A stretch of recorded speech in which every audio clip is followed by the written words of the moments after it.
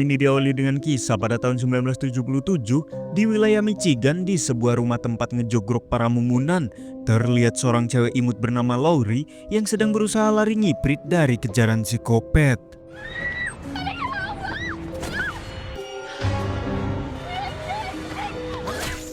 Sungguh sangat menyeramkan. Laurie dengan celana gemasnya harus modar dijepit jebakan psikopat. Lantas apa yang terjadi? Sebelum kita masuk ke dalam pembahasan, halo semua, perkenalkan nama saya Verlin dan selamat datang di channel Verlin House.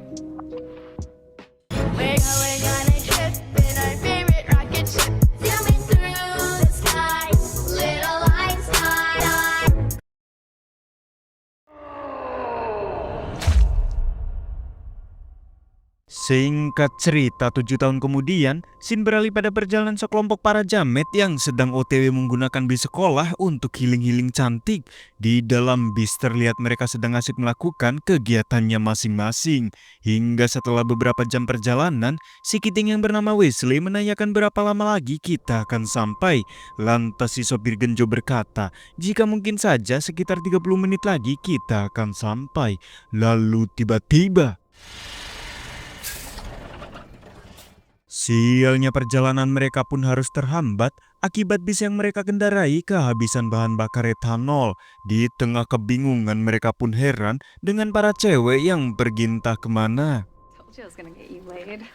I don't know, maybe. No, do it. Then when Sean kisses you, it won't be weird. Rupanya para cewek sedang sibuk berganti baju di dalam semak tanpa takut gatal terkena serangan tomcat, di mana semua itu mereka lakukan hanya untuk tampil lebih seksoi di depan para pria. Namun tanpa mereka sadari, kegiatan mereka telah diintai oleh sosok misterius.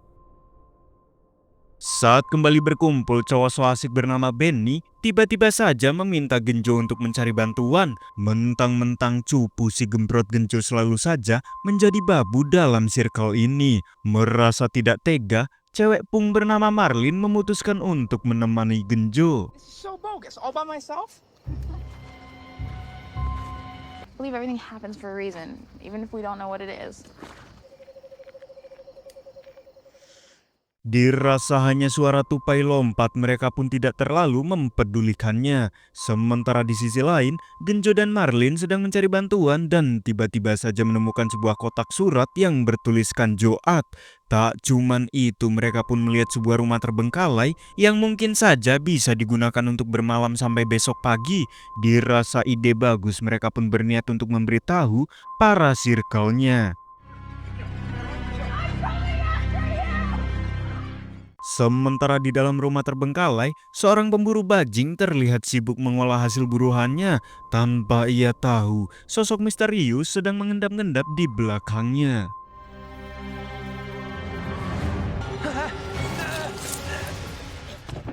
Malang sekali, Udin yang sedang mencari rezeki pun harus modar di tangan psikopat misterius. Kembali lagi ke bis, seorang pria mirip galang GGS bernama Sean terlihat mendekati seorang cewek cantik bernama Adriana.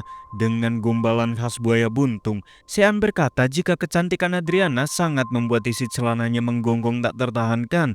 Hingga di tengah heningnya malam, tiba-tiba mereka panik saat mendengarkan sesuatu. Someone's there.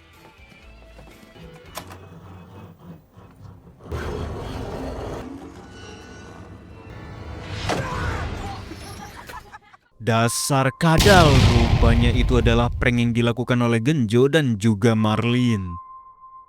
Singkat waktu, setibanya di depan rumah yang Genjo maksud, mereka merasa ngeri karena dilihat dari kondisinya, pasti di dalamnya banyak ocong yang bersemayam. Namun mereka tak punya pilihan lain, mau tak mau mereka harus mengeceknya. It's like better hillbilly homes and gardens. Sontak mereka pun heran saat menemukan bangkai bajing yang masih segar dan terkelupas tergeletak di tengah rumah. Lantas setelah Sean membuang bangkai itu, ia pun meminta mereka untuk membagi kelompok guna mempercepat waktu pengecekan. Meski sadar adegan ini adalah adegan kematian, mereka yang kepengen jadi artis kopet terkenal mau tak mau harus mengikuti arahan sutradara. I think I saw a tractor on the way up. Maybe there's some gas up there. Sure. Kemudian scene beralih pada Genjo dan juga Marlin yang kebagian mengecek lumbung. Saat menemukan bangkai mobil, Genjo merasa jika di gudang ini terdapat bahan bakar cadangan yang bisa mereka gunakan. Sementara di ruang ibadah, Benny dan Heather malah mencuri kesempatan untuk melakukan maksiat.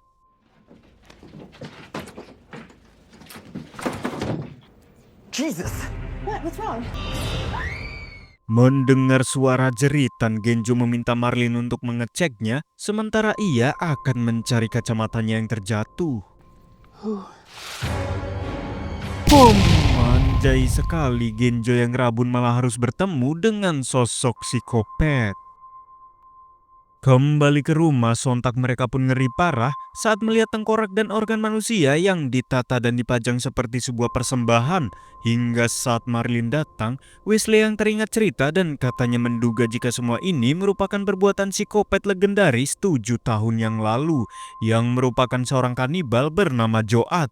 Karena cerita Joad dikenal sebagai psikopat kanibal yang selalu memakan seluruh daging korbannya hingga menyisahkan tulang-tulangnya saja.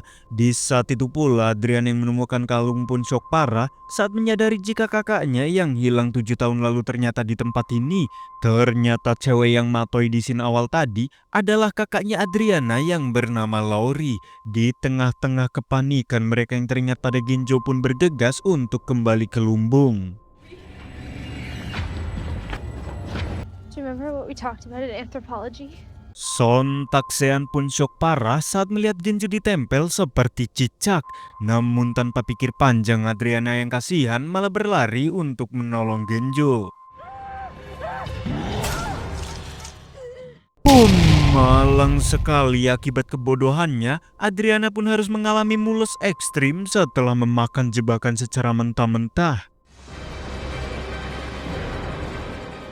Di tengah-tengah kepanikan, Sean lalu memutuskan untuk bertahan di rumah ini karena sangat beresiko jika keluar di tengah malam. Sementara di sisi lain, si psikopat Joad yang berpenampilan seperti itu berpura-pura jadi gembel terlihat asik memakan daging korbannya.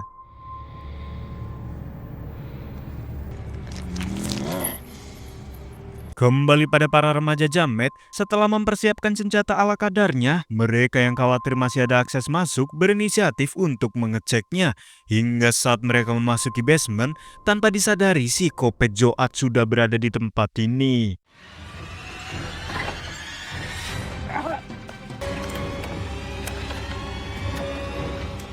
Sontak mereka pun syok parah saat menemukan jasad Adriana yang sudah dimukbang.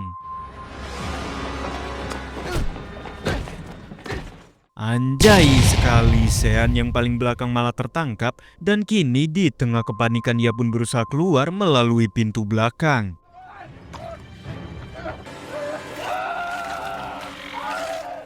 Bagaikan tutup botol marjan, Sean pun harus modar dan menyusul pacarnya di alam barzah. Sementara itu, Marlin mengajak teman-temannya untuk segera kabur karena saat ini Sean sudah dihabisi. Chill out. Slow down. Where's Sean? Johnny, we gotta get the fuck out of here, man! Fine. Let's go. Melihat Genjo yang masih hidup, ia yang sudah tak kuat meminta teman-temannya untuk mengakhiri penderitaannya. Akan tetapi mereka kalah cepat dengan si psikopat Joad. The fuck is...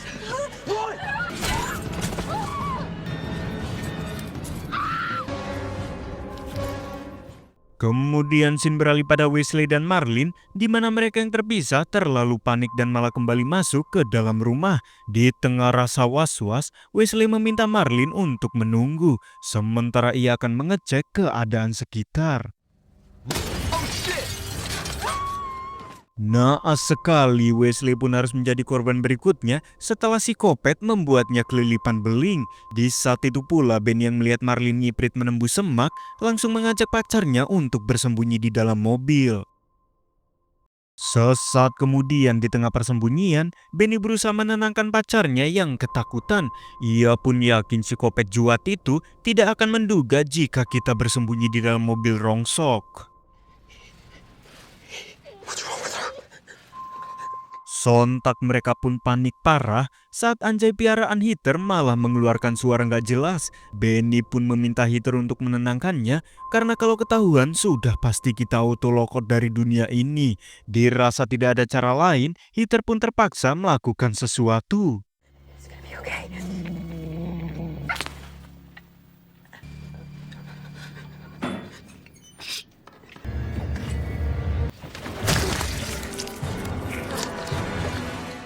Akhirnya pasangan ini pun harus modar berjamaah di tangan psikopat Juat. Kemudian scene beralih pada seorang capsek bernama Frank. Sepulang dinas, ia pun heran saat menemukan bis sekolah yang terparkir di pinggir hutan.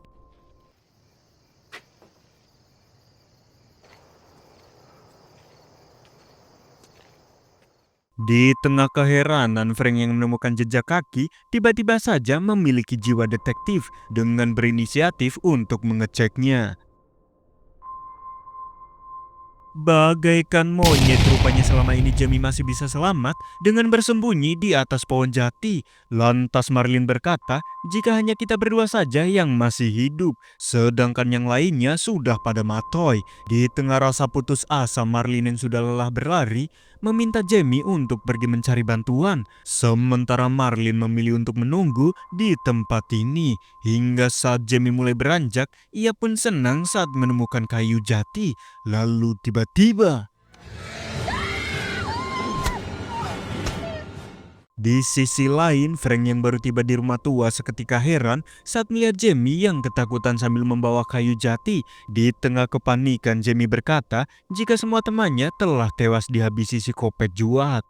This guy killed them all. We have to go. Melihat sosok gembel sok seram berdiri di hadapannya, Frank yang menganggap orang ini sedang membuat konten prank berniat untuk memberi pelajaran menggunakan kayu jati.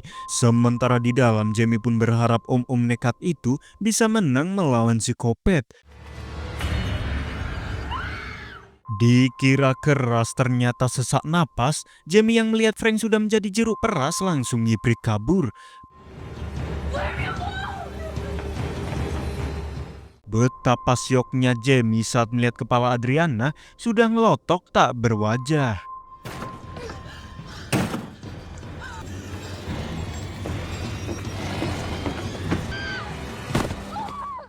Di tengah rasa engap, Jamie yang pengkor bergegas kabur menggunakan mobil Frank. Tapi ternyata psikopat ini sepertinya lulusan SMK, di mana mobil Frank sudah disabotase. Dan di tengah kebingungan, Jamie pun berharap Frank membawa minyak oplosan.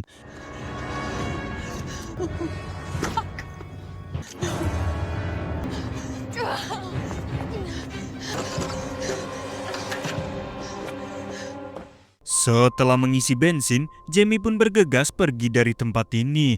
Namun sungguh anjay, kuncinya malah berada di saku genjo. Di tengah kepanikan, ia pun melihat pintu belakang terbuka dan bergegas untuk menutupnya.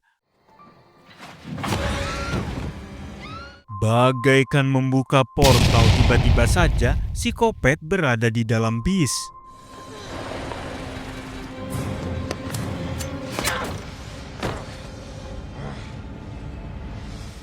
Untung saja seorang pengendara datang membawa pistol dan berkat arahan Jamie, psikopat ini pun tumbang dengan beberapa kali tembakan.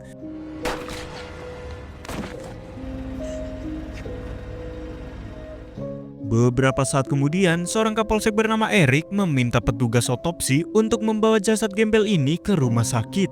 Kemudian Eric pun menghampiri Jamie, ia pun berkata jika semuanya sudah berakhir dan kini Jamie akan dibawa ke klinik terdekat untuk menjalani perawatan. Mendengar hal itu, Jamie pun merasa sangat lega. Be okay. They never came to town at the end. Gimana, apakah tertarik untuk menonton film ini secara langsung? Kalau begitu jangan lupa subscribe aja biar nggak ketinggalan video terbaru dari Verlin House.